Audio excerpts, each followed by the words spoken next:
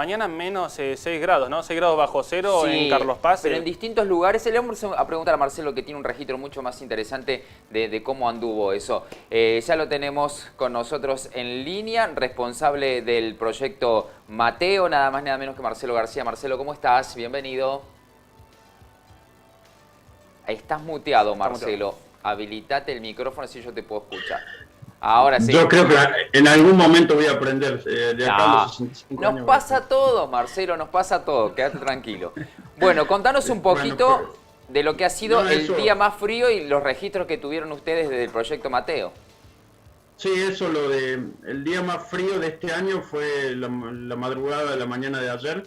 Ya teníamos algo que nos impactaba, y que ya teníamos temperaturas bajo cero en algunos sectores de la ciudad antes de las 10 de la noche del día anterior. O sea, quizá eso es lo que más nos impactó, porque si bien el año pasado tuvimos en uno de los registros que este año marcó la mínima, que fue alrededor de 8 grados bajo cero, en la ciudad el año pasado marcó 9 bajo cero, entonces comparando quizá como temperatura mínima, el año pasado hubo una temperatura inferior.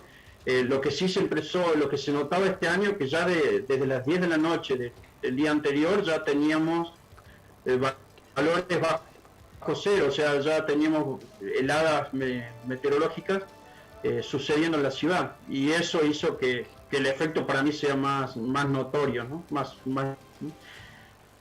Tal cual, nos congelamos todos.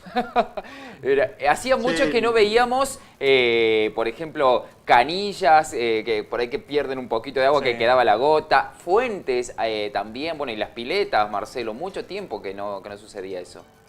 Claro, porque me parece que tenía que ver con eso, con el periodo de tiempo donde estuvimos por debajo cero. Claro. Quizás si ese valor baja abruptamente y después empieza a subir, como son los días nuestros de invierno, que en realidad a primera hora uno siente frío y ya después ya se recupera, o vino descendiendo de golpe y después empieza a subir. Acá ya desde las 10 de la noche ya empezamos a tener bajo cero, entonces eran más de casi 12 horas de temperaturas por debajo de 0 grados, claro. Y eso hacía que ya se empiecen a congelar la superficie y el efecto sea más importante. Y con respecto a los datos, bueno, nosotros solo somos gente que recopilamos los datos, claro. Y en eso queremos agradecer de nuevo. Nos pasó con la lluvia, nos pasó con la nieve y ahora nos pasa con las temperaturas. Queremos agradecer la participación de los ciudadanos y de toda la población en generar esta información. Es increíble la diferencia de temperatura que hay de un extremo a otro de la ciudad. Entonces, por ejemplo, de la zona de las Ensenadas había casi 2 o 3 grados con respecto y Playas de Oro con respecto al centro.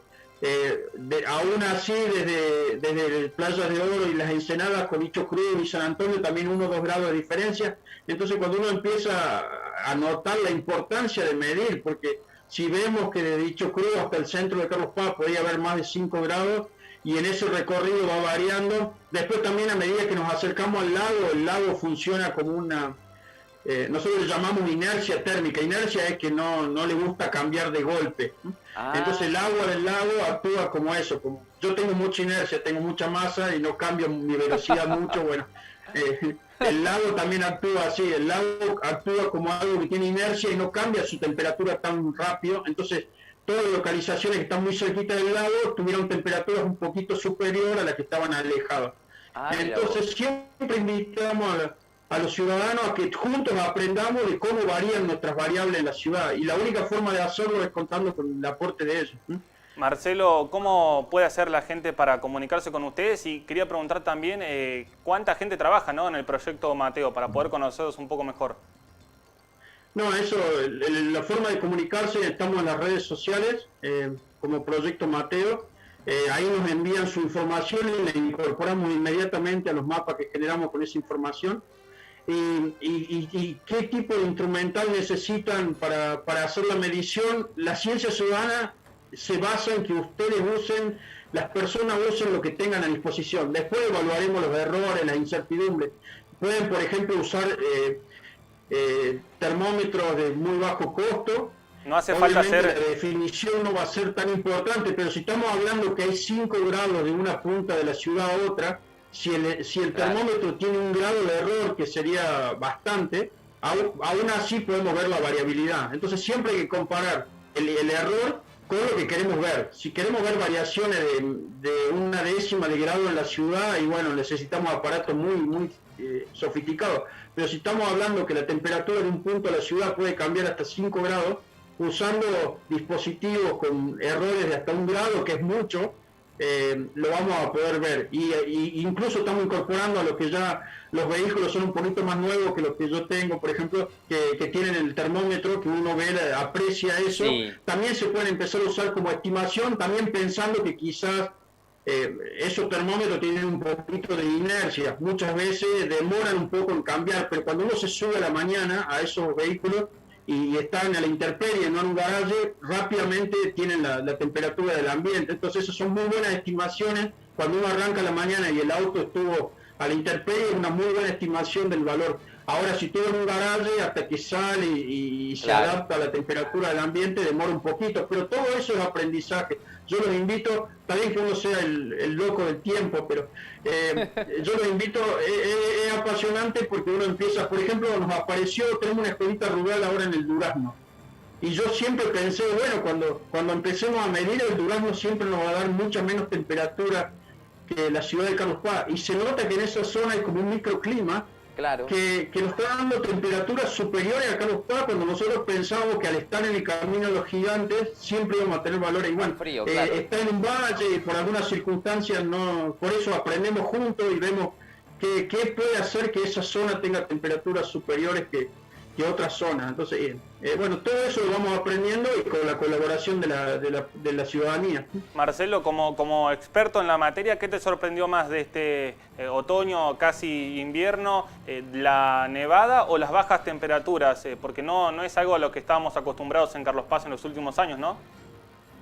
Sí, yo les aclaro, yo no soy meteorólogo, soy apasionado de la ciencia ciudadana y bueno, nosotros notamos que la meteorología era una de las variables que más entusiasmaba a la población, entonces mis conocimientos son limitados en cuanto a meteorología, pero sí, por ejemplo, los datos del proyecto Mateo ya fueron usados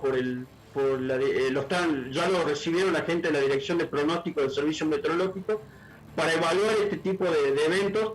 Cuando uno habla de cambio climático, muchas veces uno piensa que siempre va a ser más calor o siempre va a ser más frío. Lo que se está viendo es que estas variaciones del cambio climático hacen que los extremos sean más extremos. Entonces, ¿qué significaría eso? Que las bajas temperaturas pueden llegar a ser más bajas y las más altas también más altas. Entonces, eso es lo que uno busca y la variabilidad va a ser tan grande que por eso es importante medir. Quizá la historia no va a ser tan importante como lo que está pasando ahora. Entonces, por eso invitamos a que la gente mida, porque va a ser la forma de conocer lo que está pasando y lo que va a pasar a futuro, va a ser midiendo desde ahora al futuro.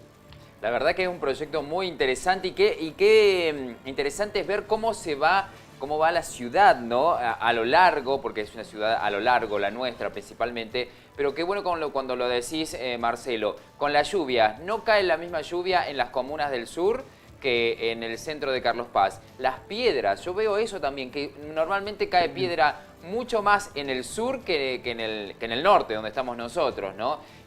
También veo la diferencia de temperaturas también entre lo que es el oeste y el este también. Es muy interesante poder por lo menos estudiar y ver como la diversificación de temperaturas que hay en una misma ciudad que no es tan grande. Y todo eso termina, lo que siempre tenemos que ver es cómo eso conocer eso nos puede llevar a mejorar nuestra calidad de vida. Por ejemplo, si hay zonas de la ciudad que sufren más heladas que otras, vamos a tener algún tipo de plantas que podemos tener en un sector de la ciudad y en otro no. Claro. Si el agua actúa como que amortigua estos cambios bruscos de temperatura, también va a haber un comportamiento diferente. La lluvia, por ejemplo, si llueve, si se inunda el Paseo de los Artesanos y estamos tratando de ver cómo se inundó midiendo una lluvia en Barrio Canal o en Santa Rita, donde están las estaciones oficiales, tenemos que saber que puede haber variaciones, hemos detectado variaciones hasta del 50% entre las lluvias que miden las estaciones oficiales y las que pasan en territorio, por el hecho de que, como decía vos, Marcelo, las variaciones son muy grandes. Entonces, que hay que medir en el lugar donde uno quiere evaluar las cosas. Entonces eso es lo importante de esto, y yo les quiero transmitir a ustedes cómo por ahí, con alguna pequeña contribución, Exacto. que para ustedes significa leer un termómetro, puede ser algo significativo para la ciudad o algo significativo para toda la comunidad. La verdad que es muy interesante. Sí. Marcelo, queremos agradecerte por tu tiempo, por contarnos, por tu pasión, que nos encanta. Ayer justamente hablábamos de estas variaciones y bueno, lo llamamos Marcelo, que nos cuente un poco qué es lo que se ha vivido, cómo la gente se va sumando, también va participando, es muy bueno. Así que te quiero felicitar y agradecerte por tu tiempo. No, yo les agradezco a ustedes, como siempre digo, la ciencia ciudadana no sirve de nada si no tenemos el apoyo de los medios de comunicación, porque son los que nos permiten llegar a la comunidad.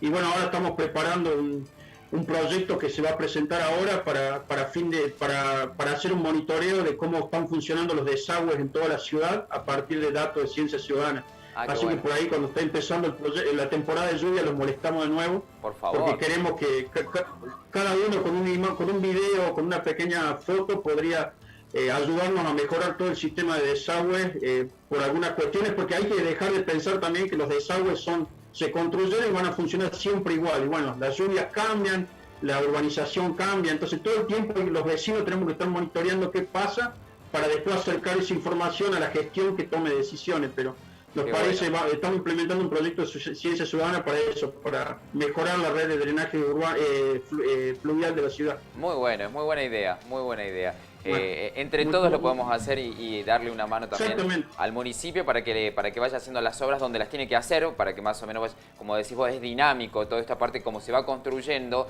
el agua va buscando, porque va buscando su curso, ¿no? Siempre trata de buscar siempre el mismo curso el agua, o sea que es importante tener eso. ¿Y quién mejor que el vecino que está en el lugar para definir cuál es la situación?